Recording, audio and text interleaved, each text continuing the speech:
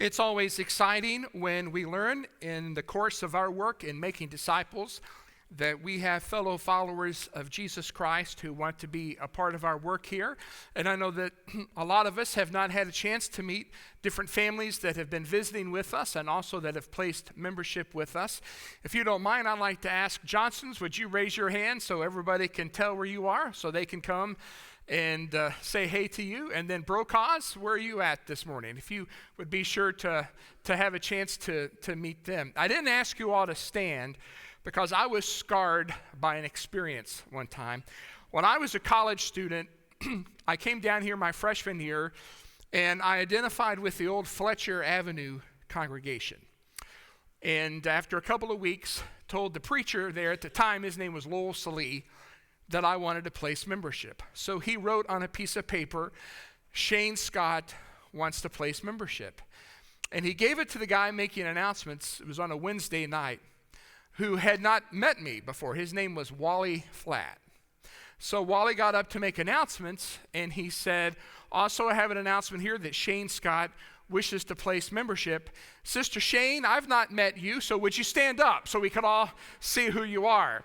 I was not eager to stand up at that point. So ever since then, I've just asked for a show of hands. But we have a loving family here, and I hope that you all will make a point to go and to get to know these new brothers and sisters in our midst better.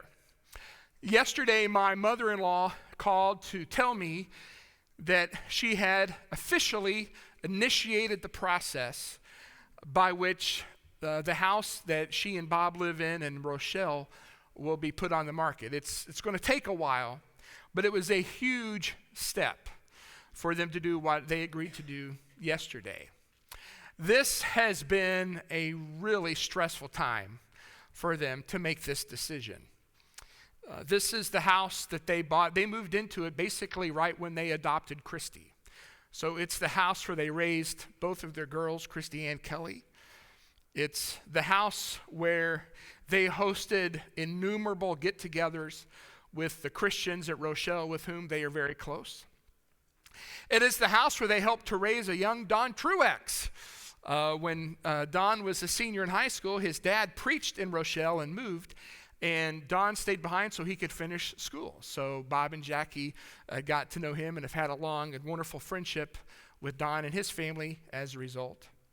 Thanksgiving dinners, Christmas Eve parties. Our tradition is to make egg rolls. Hundreds of egg rolls have been made through the years at 306 Ridge Road in Rochelle, Illinois.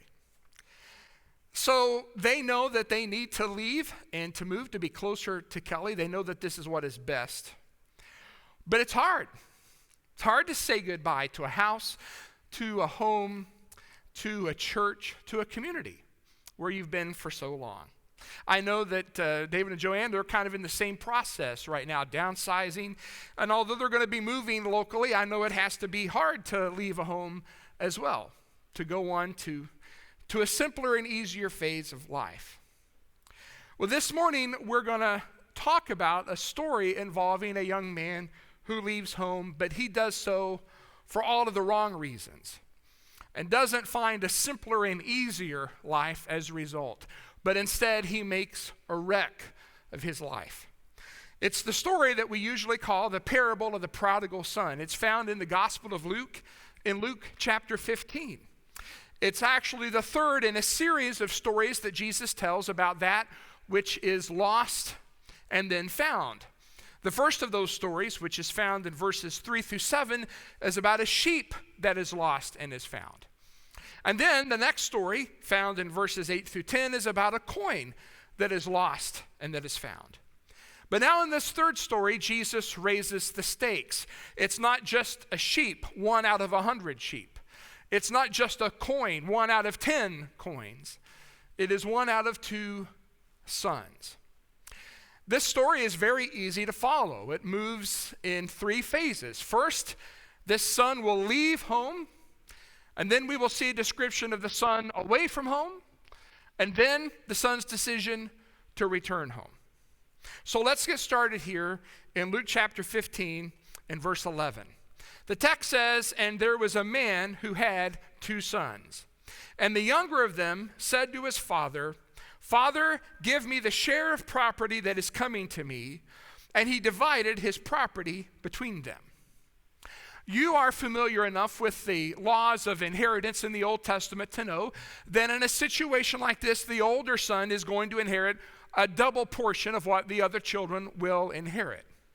So when this younger son asks for the inheritance, there's nothing necessarily unusual about the size that he will get. It's just the timing of it that is so strange.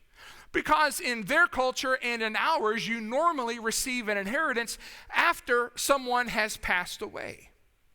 But instead, this younger son, while his father is still alive, demands that he receive his share of the inheritance. In fact, in Greek, what he asks for is the share of his father's life that is coming to him. Think of the word livelihood, and you can see the connection between the concept of asking for property and asking for someone's life. In other words, what he's asking for is that which represents his father's life's work. But he's not waiting until the normal course of action when his father dies. Instead, he wants it right now. It is almost as if to say, all that his father's life really means to him is the money he can get from his father. Other than that, there is no real relationship with his father. In fact, as far as he is concerned by making this request, it doesn't really make any difference whether his father is dead or alive, so long as he gets the property that is coming to him.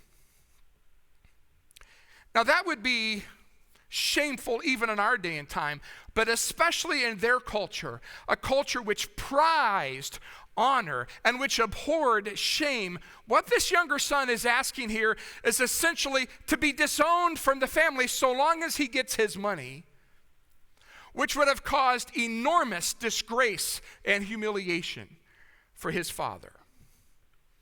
Not that the younger son cares. He's only concerned about himself. And so as soon as he can convert this property into money, he leaves. Verse 13, not many days later, the younger son gathered all that he had and took a journey into a far country, and there he squandered his property in reckless living. He didn't wait long, not many days later, and he didn't stay close. He went into a far country, and he didn't live wisely. He squandered his property. That's why he's called prodigal. The word prodigal means someone who is wasteful. And because he wastes his father's life, his father's livelihood, he has earned the name the prodigal son. It doesn't take much imagination to guess what sort of lifestyle he immersed himself in. If we can trust the word of his older brother, which I'm not sure we can, but if we can, later in the parable in verse 30, he says that this son has devoured the father's livelihood with prostitutes. This parable, I think, must be the most loved parable of Jesus, if you can count that in terms of the number of artists through the centuries who've used it as subject matter. Here's Rembrandt's painting of the prodigal wasting his father's money. Not being an art history kind of person, when I look at these paintings that are supposed to be about biblical stories, I'm always amused by the fact that rather than being dressed like people in first century Palestine, they're dressed like cavaliers in 17th century England. But in this case, there's an important point that we are supposed to get as we look at this painting. Because Rembrandt has painted himself into this painting. That's Rembrandt and his wife. That he's chosen as characters to model what this prodigal son is doing. Almost as if for Rembrandt to say that in order for him to really understand this story, he needs to paint himself into it. Which is the same thing that all of us need to do. All of us need to paint ourselves, to write ourselves, to see ourselves in this story and in the different characters, to see which one maybe we most reflect. Now, there's an important point, I think, that we need to really hone in on before we move on to see what else happens to this younger son. And then that is to understand who, in the course of telling this parable, Jesus intends for the younger son to represent. So if you go back up to the first two verses, it says in verse 1, now tax collectors and sinners were all drawing near to him, and the Pharisees and the scribes grumbled, saying, this man receives sinners and eats with them. As you know how the rest of this story goes, and it's very clear who the sinner is and who refuses to eat with the sinner in the stories of the younger and older brother. But here is the thing that I want you to see. The younger son represents tax collectors and sinners. By describing the actions of this younger son in terms of a deliberate repudiation of his father for his own selfish purposes, Jesus is describing for us what the tax collectors and sinners are like. We should not romanticize tax collectors and sinners. Yes, it is wonderful that so many of them respond to the message of the gospel that our Lord preaches.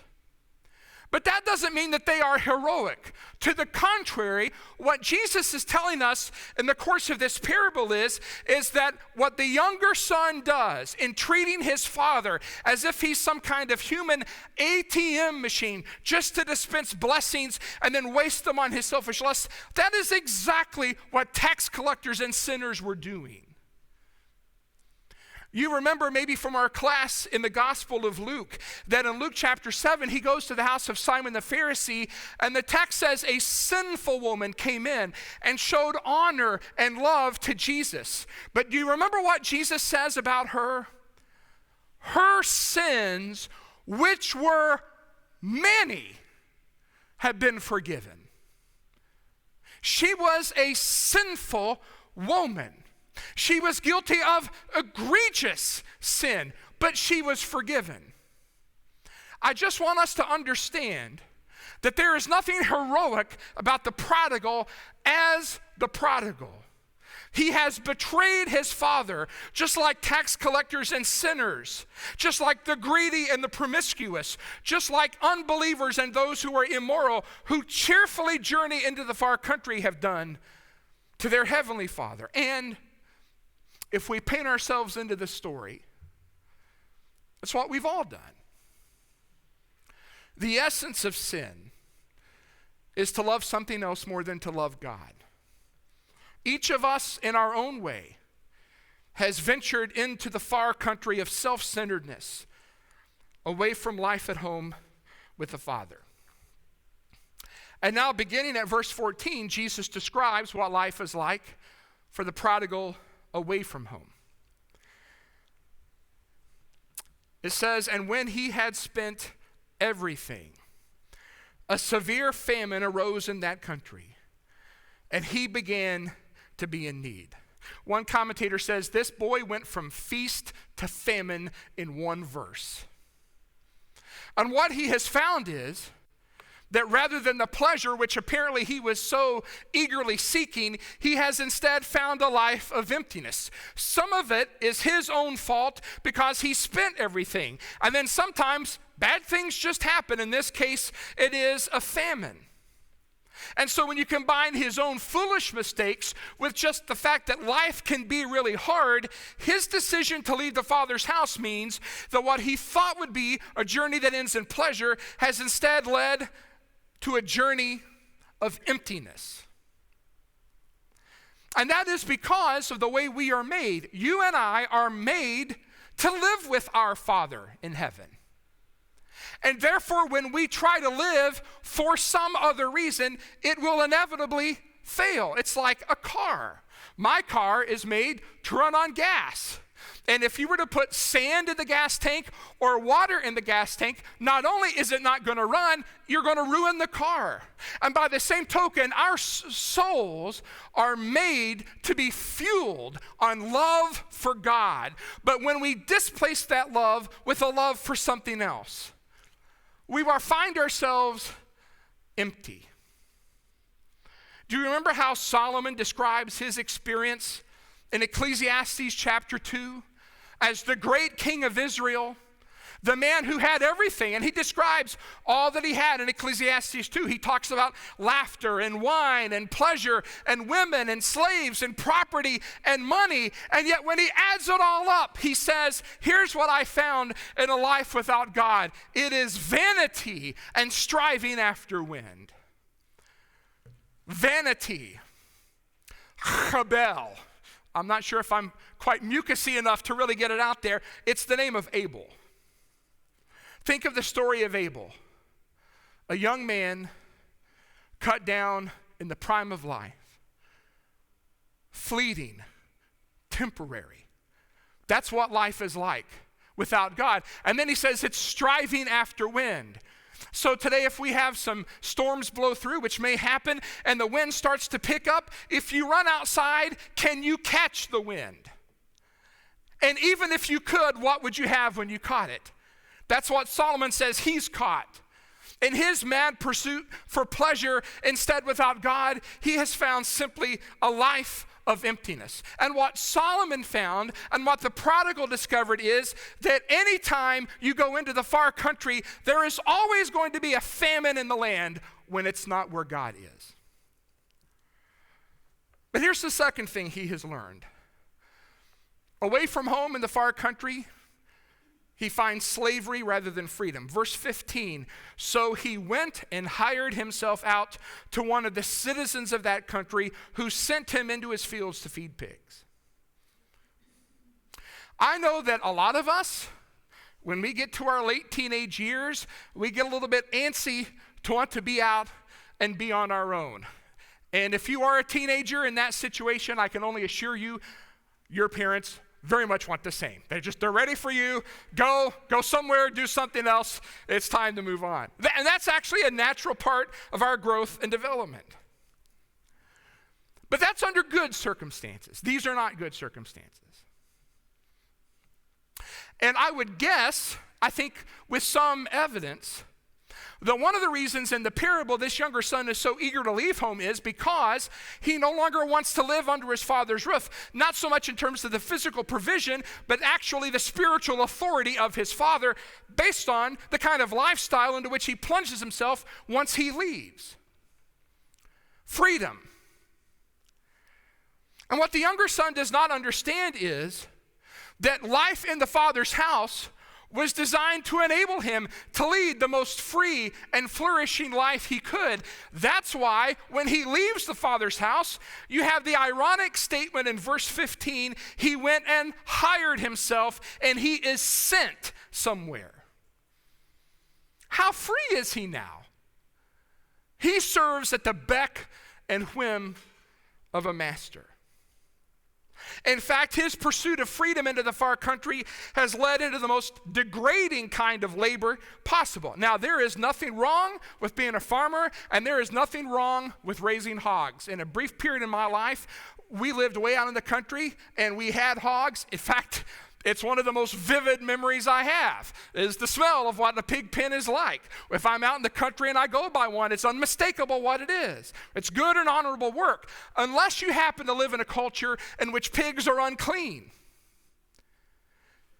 And you find yourself leaving the home of wealth and provision and freedom, and now you find yourself mired into working to take care of filthy animals. Jesus says in John 8 that whoever commits sin is the slave of sin. And the devil is the master of taking the very things that we think promise liberty and using them instead to take away our freedom. Remember, when Chrissy and I first moved here, we lived for a time out on the property of the McDonald's in the rental house that they have. And we had cats. Christy had 2 cats that had been declawed. They were old, and they were fat, and they were lazy, and they had no claws, and they lived on our front porch where there was a screened-in area to keep them safe. And those cats incessantly tried to scratch and claw their way to get out of there and to go out onto the property. If you've ever been out to Hugh and Carroll's, you know, it's like, the Wild Kingdom back there where that house is. Those cats would not survive for a second out on their own, because they didn't understand that the screen on that porch was not designed to take away their freedom, but rather to enable their freedom. And when one of them, the older one, Daphne would ever get out, she immediately got scared and ran and slid under the porch and just waited so we could open the door and let her in. But then she'd want to turn around and do the same thing, which sounds really silly, except that's an animal that doesn't know any better. We're supposed to know better. This is a son, after all, not a sheep and not a coin, a son who can think and choose and act. And yet, he's a slave. Verse 16, he also finds that the far country is a place of isolation rather than inclusion. Verse 16 says, he was longing to be fed. My Bible says the pods, P-O-D-S, the pigs ate. This refers to a particular tree and a particular kind of fruit that it has that is not very much. In rabbinical writings, if you're to the point you have to eat this, you are in extreme poverty. And if you can believe Wikipedia, its article on this particular tree says that this is the last source of food in hard times. Just to underscore how desperate his plight is. But the most pitiful detail is the phrase at the end of verse 16. No one gave him anything. Now, I bet when he first rolled into town, there were plenty of people who wanted to hang out with him, as long as he had something to give them. But now that he's penniless, and now that what he needs more than anything else is just one friend who cares, there's no one to give him anything. In fact, he's very much like the man described in the next chapter of Luke, like Lazarus. He's a beggar. He needs help. But like Lazarus, there is no one who has anything to give him out of mercy. And the reason that this boy is so isolated is because in the far country, everybody else lives by the same code of conduct he does, namely selfishness. They're all doing the same thing he did, leaving the Father's house, taking what you can, serving yourself. And this is why it is so heartbreaking then, when there are people who leave the Lord, not realizing that by leaving the Lord, you are also leaving the Lord's people. You are leaving the only people on the planet who have been commanded to love you, not because you're worth it and not because you deserve it, but just because Jesus said so. The most secure love you could ever find. But by betraying the Lord, like Judas, they go into their far country, and like Judas, they hear their friends say to them, "What is that to us? See to that yourself." I realize that sometimes churches imperfectly love. Let me correct that, all the time, because the church is just people, and people are imperfect, and we don't always love as we should. I get that. But I just want you to see that if you walk away from God and his people into this far country, you are cutting yourself off from the only people in the world who have a divine obligation to love you. That's the far country. That's the life devoted to self rather than to God. Some people have to hit rock bottom before they get the point. Maybe he was like that. Verse 17 begins with a wonderful word. But his story isn't going to end here. And so now we come to the third part of this story, his return home. And here's how it begins. With the recognition by the prodigal, my life is a mess. Verse 17, but when he came to himself, the New American Standard says he came to his senses. He said, how many of my father's hired servants? Now, these are not the regular servants. These are the guys like in some eras in American history, like in the Depression, who would show up and ask for work. And maybe there's some that day and maybe there's not. If they did have work, you got paid that day. The next day you did it all over again. So there's nothing certain about this employment at all. But even that kind of daily worker has it better in my father's house, have more than enough bread, but I perish here with hunger. This is a major step. It is a major step for someone to realize my life's a mess. Because there are plenty of people whose lives are a mess who are oblivious to that. Where I used to live up in Indiana, our congregation had a preacher's house as part of the preacher's support. And unfortunately, the phone number for the building and for my house were the same. That's never going to happen again. But it was in this instance. So I got calls all the time from just random people. And I got a call one day from a young lady who said she had just been released from prison. Somehow she decided to call this number. She said, I don't have any skills. I have no friends. The only life I know was dealing drugs for my husband who beat me, and I don't know what to do. So we ended up having some studies, and I thought maybe she was considering becoming a Christian. And then one day she called me, and she said, I just want you to know I've decided to move back down to Indianapolis, and I'm going to start dealing again.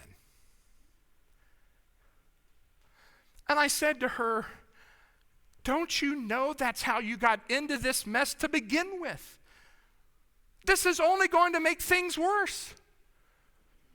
It would be like this prodigal saying, I'm just going to stay here. This is working out pretty good. This is my life path. So let's give him credit for the fact that he recognizes, first of all, what a catastrophe he has made of his life. And then here's the second step. Not only does he recognize my life is a mess, he recognizes, and it's my fault. Verse 18, I will arise and go to my father, and I will say to him, Father, I have sinned against heaven and before you. I am no longer worthy to be called your son. Treat me as one of your hired servants. It would have been easy for him to blame other people. Dad, you never paid enough attention to me. Certainly we know his older brother is a piece of work. He could have blamed him. He could have blamed the master and the other people of the far country for not taking care of him. And I will just tell you, if you're looking for people to blame for why your life is a mess, you will always find targets to do so. It's my parents' fault. They didn't love me enough.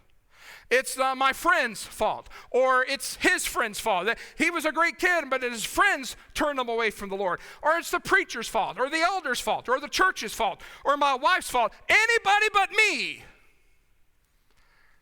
And here is the thing.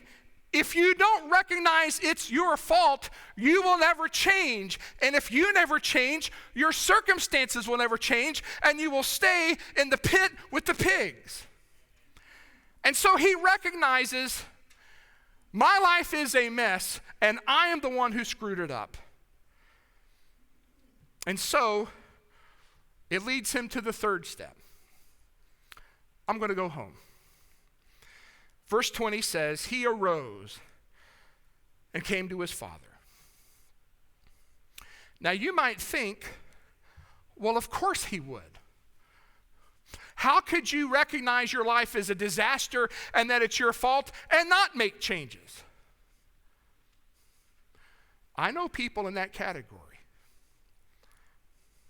I know people who know their life is a catastrophe, and they know they have no one to blame but themselves, but they won't come home.